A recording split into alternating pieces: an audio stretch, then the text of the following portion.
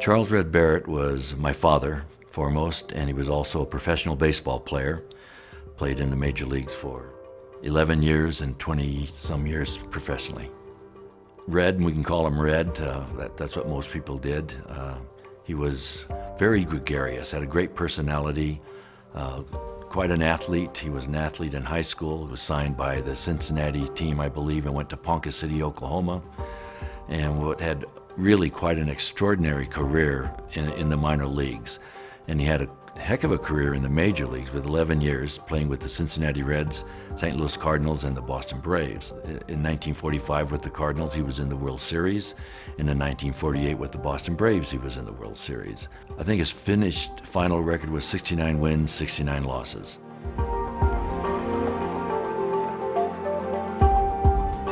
When you got through with the game, all the players would file out, and you'd always have these autograph seekers. He would always be the last one there. Some players might sign a couple autographs on the fly. My dad would just sit there and stay and sign autographs until there was no one left to sign autographs for. He was very popular with the players. Management, not so much. Had a little rabble-rouser in his blood, and so management kind of didn't like him, but the players loved him, the fans loved him. He was during the off season in those days, ball players had a second job. He would sing in nightclubs and he would do MC work, and he was very much in demand. He sang with some pretty big time orchestras like Sammy Kaye, Tommy Dorsey, and so on.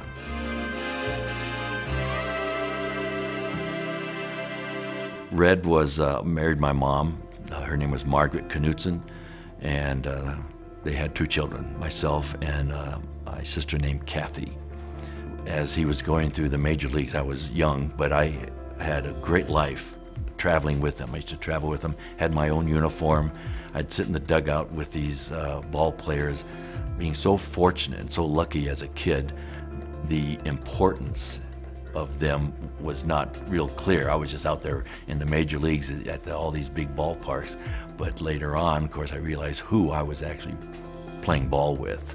Well, I wore it in 45. This is his bat boy uniform. See, Red's number was 13, so they got him as 13A. Oh, isn't that cool. cute? So it was really kind of cool having my own uniform, because that way, when I was out in the outfield with all the players, it didn't look like some little kid in shorts and a t-shirt playing baseball. It was just another ball player, but a midget guy, kind of little. My mother and father got a divorce about 1950, when I was about 13. And he went to Florida and married a woman named Lee. I didn't know them real well because they were so far away, and I did make one trip during the summer to visit my dad, and met Lee and spent a summer there, and then came back home to California. And then basically that was the last I heard from my father until years later, when he married again a woman named Libby in North Carolina, and he was living there and had a son named Rick. But there was a huge gap in our relationship between Red and I, that I had no idea where he was or what he was doing. And it wasn't until Mary, Chuck's wife, called me one day and told me that she was married to a guy named Chuck Barrett, who was the adopted son of our father, Red. And up until that time, I had no idea.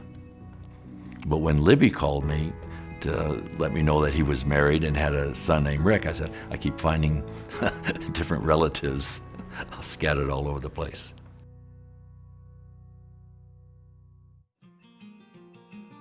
In the minor leagues, he was traded from one team to another, and he did not like being traded. And when a team that traded him came into town for a doubleheader, my dad went to the manager and said, I want to pitch both games of the doubleheader. And he did, and he beat them both games.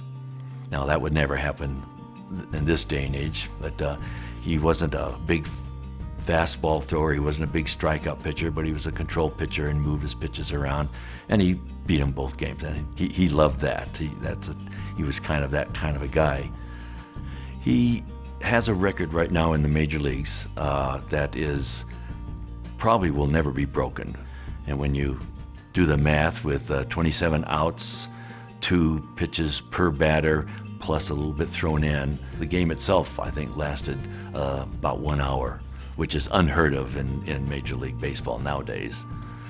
One part of his career that he could have really entered the record books, beside the one record that he does have, he pitched in 1 year. He pitched a game that the only player that reached first base by a single in the 9th inning. The very next year, did the same thing, only this time it was a pop-up and 3 guys came under to catch it, and they all thought the other guy was going to get it, and the ball dropped, and that was the only person that ever reached a base there too. So just kind of little luck, a little, something better happening. He could have had 2 perfect games 2 different years in a row.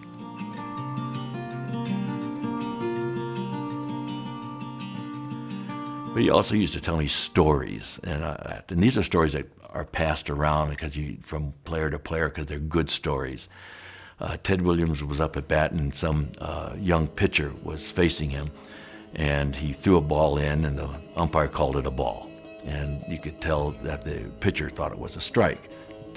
Looks real kind of irritated, throws another pitch, ball 2. Now the pitcher's really upset. He'd swear he threw 2 strikes. So he comes in with his 3rd pitch, and Ted Williams hits it over the fence for a home run. And the umpire then, instead of giving the ball to the catcher for a new ball, he walks it out to the pitcher himself, and as he hands it to him, he says, "Mr. Williams will let you know when you throw a strike." In those days, you had a different camaraderie between the umpires and the ball players. There were fights behind the grandstand between umpires and ball players. It was a different thing. It wasn't big time TV, a big show. It has evolved now to a little more business-like, but it's still a great game. You hit the ball, run to first base, you have a chat with the first baseman. Everything's pretty friendly until if someone disrespects the game, that's usually when something starts to happen. It might be really exciting if one day we could maybe all get together and go to North Carolina, where Brother Rick is, and play in our dad's annual memorial golf tournament. That would be good. Yeah.